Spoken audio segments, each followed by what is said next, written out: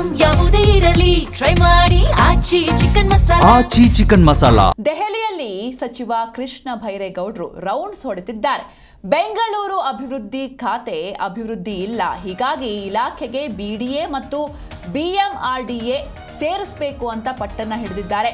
ಬೆಂಗಳೂರು ನಗರಾಭಿವೃದ್ಧಿ ಇಲಾಖೆ ಬಗ್ಗೆ ಚರ್ಚೆಯನ್ನ ಮಾಡ್ತಿದ್ದಾರೆ. ದೆಹಲಿಯಲ್ಲಿ ಸಚಿವ ಕೃಷ್ಣ ಭೈರೇಗೌಡರು ರೌಂಡ್ಸ್ ಹೊಡೆದಿದ್ದಾರೆ, ಒಂದು ಲಾಬಿಯನ್ನು ಕೂಡ ನಡೆಸ್ತಾ ಇದ್ದಾರೆ. ಬೆಂಗಳೂರು ನಗರಾಭಿವೃದ್ಧಿ ಇಲಾಖೆ ಬಗ್ಗೆ ಚರ್ಚೆಯನ್ನ ಮಾಡ್ತಿದ್ದಾರೆ.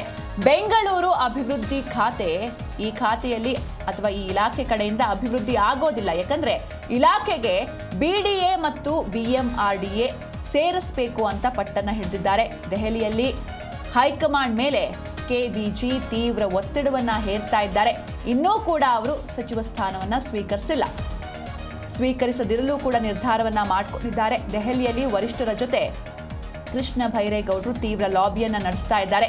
ಬಿಡಿಎ ಮತ್ತು ಬಿಎಂಆರ್ಡಿಎ ಹೊರತು ಇಲಾಖೆ ನನಗೆ ಬೇಡ, ರಾಜಧಾನಿ ಅಭಿವೃದ್ಧಿಗೆ ಬಿಡಿಎ ಹಾಗೂ ಬಿಎಂಆರ್ಡಿಎ ಬೇಕೇ ಬೇಕು ಅಂತ ವರಿಷ್ಠರಿಗೆ ಮನವರಿಕೆ ಮಾಡೋದಕ್ಕೆ ಕೃಷ್ಣ ಭೈರೇಗೌಡರು ರೆಡಿಯಾಗಿದ್ದಾರೆ. ಶಾಸಕ ರಿಜ್ವಾನ್ ಅರ್ಷದ್ ಜೊತೆಗೆ ಕೃಷ್ಣ ಭೈರೇಗೌಡರು ತೀವ್ರ ಯತ್ನವನ್ನ ಮಾಡ್ತಾ ಇದ್ದಾರೆ. ಅಂದ್ರೆ ಒಂದ್ ವೇಳೆ ಬಿಡಿಎ ಹಾಗೆ ಬಿಎಂಆರ್ಡಿಎನ ಸೇರಿಸಿದ್ರೆ ಮಾತ್ರ ನಾನು ಆ ಒಂದು ಖಾತೆಯನ್ನ ಸ್ವೀಕರಿಸ್ತೇನೆ, ಯಾಕಂದ್ರೆ ರಾಜಧಾನಿಯ ಅಭಿವೃದ್ಧಿಗೆ ಬಿಡಿಎ ಹಾಗೂ ಬಿಎಂಆರ್ಡಿಎ ಬೇಕೇ ಬೇಕು. ಇಲ್ಲದೆ ಹೋದ್ರೆ ಈ ನಗರಾಭಿವೃದ್ಧಿ ಇಲಾಖೆ ಏನಿದೆ ನಿಜಕ್ಕೂ ಆ ಇಲಾಖೆಯ ಕಡೆಯಿಂದ ಬೆಂಗಳೂರಿನ ಅಭಿವೃದ್ಧಿ ಆಗೋದಿಲ್ಲ ಅಂತ ಅವರು ತಿಳಿಸಿದ್ದಾರೆ.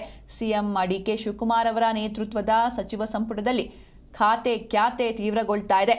ಹಾಗೆ ಬೆಂಗಳೂರು ನಗರಾಭಿವೃದ್ಧಿ ಖಾತೆಯ ಬಗ್ಗೆ ಗೊಂದಲಗಳಿರುವ ಹಿನ್ನೆಲೆಯಲ್ಲಿ ಹೈಕಮಾಂಡ್ನಿಂದ ಸ್ಪಷ್ಟತೆ ಸಿಗೋವರೆಗೂ ಕೂಡ ಅಧಿಕಾರವನ್ನ ಸ್ವೀಕಾರ ಮಾಡೋದಿಲ್ಲ ಅಂತ ಸಚಿವ ಕೃಷ್ಣ ಭೈರೇಗೌಡರು ಸ್ಪಷ್ಟಪಡಿಸಿದ್ದಾರೆ. ಹೀಗಾಗಿ ಒಂದ್ ಕಡೆ ರಾಮಲಿಂಗಾರೆಡ್ಡಿ ಅವರು ಒಂದಷ್ಟು ಅಸಮಾಧಾನವನ್ನು ಹೊರಹಾಕಿದ್ರು. ಹಾಗೆ ಕೆಎಚ್ ಮುನಿಯಪ್ಪನವರು ಕೂಡ ಇದೀಗ ಅವರ ಬೆನ್ನಲ್ಲೇ ಕೃಷ್ಣ ಭೈರೇಗೌಡರು ಖ್ಯಾತಿಯನ್ನ ತೆಗೆದಿದ್ದಾರೆ. ಕೃಷ್ಣ ಭೈರೇಗೌಡರು ಅವರಿಗೆ ಬೆಂಗಳೂರು ನಗರಾಭಿವೃದ್ಧಿ ಖಾತೆಯನ್ನ ನೀಡಲಾಗಿದೆ. ಈ ಖಾತೆಗೆ ಈ ಹಿಂದೆ ರಾಮಲಿಂಗಾರೆಡ್ಡಿ ಅವರು ಕೂಡ ಬೇಡಿಕೆಯನ್ನ ಇಟ್ಟಿದ್ರು. ಆದ್ರೆ ಈ ನಡುವೆ ಕೃಷ್ಣ ಭೈರೇಗೌಡರು ಅಧಿಕಾರ ಸ್ವೀಕರಿಸೋದಕ್ಕೆ ನಿರಾಕರಿಸಿದ್ದಾರೆ. ಕಾರಣ, ಬೆಂಗಳೂರು ಅಭಿವೃದ್ಧಿ ಇಲಾಖೆಯಲ್ಲಿ ಬಿಡಿಎ ಮತ್ತು ಬಿಎಂಆರ್ಡಿಎ ಇಲಾಖೆಗಳನ್ನ ಸೇರಿಸಿಲ್ಲ.